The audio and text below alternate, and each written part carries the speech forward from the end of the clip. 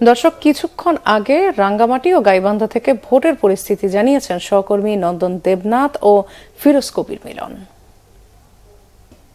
রাঙ্গামাটি জেলার 3টি উপজেলায় ভোট গ্রহণ অনুষ্ঠিত হচ্ছে। একটি হচ্ছে কাপ্তাই উপজেলা, বিলাইছড়ি উপজেলা এবং রাজস্থলী উপজেলাতে।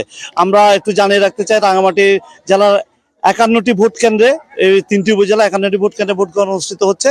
আমরা সকাল থেকে যেই ভোট কেন্দ্রে আমরা আছি, এখন দাঁড়িয়ে আছি আমরা রাঙ্গামাটির কাপ্তাই উপজেলার মুরালিপাড়া ভোট কেন্দ্রে। আমরা দেখতে পাচ্ছি সকাল থেকে যে দীর্ঘ লাইনে দাঁড়িয়ে পাহাড়ি জনগোষ্ঠী তাদের ভোটাধিকার প্রয়োগ করছেন।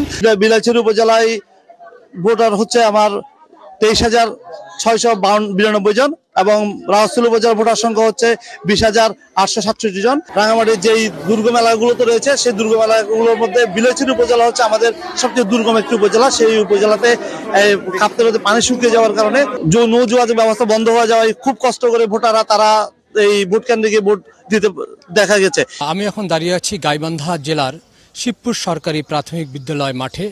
আপনারা জানেন যে আজ গাইবান্ধার 3 উপজেলায় 418টি ভোট কেন্দ্রের মাধ্যমে সকাল 8টা থেকে শুরু করে বিকেল 4টা পর্যন্ত ভোট গ্রহণ অনুষ্ঠিত হচ্ছে।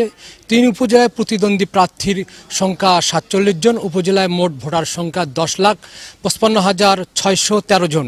আইন শৃঙ্খলা পরিস্থিতি এখানে ভালো। এখানে প্রশাসনের পক্ষ থেকে বিভিন্ন নিরাপত্তার ব্যবস্থা করা হয়েছে, যাতে কোনো প্রকার অপ্রীতিকর ঘটনা না ঘটতে পারে এবং ভোটাররা তার ভোটটা যেন সঠিকভাবে প্রয়োগ করতে পারে। দর্শক, এই ছিল গাইবান্ধার ভোটের মাঠ থেকে সর্বশেষ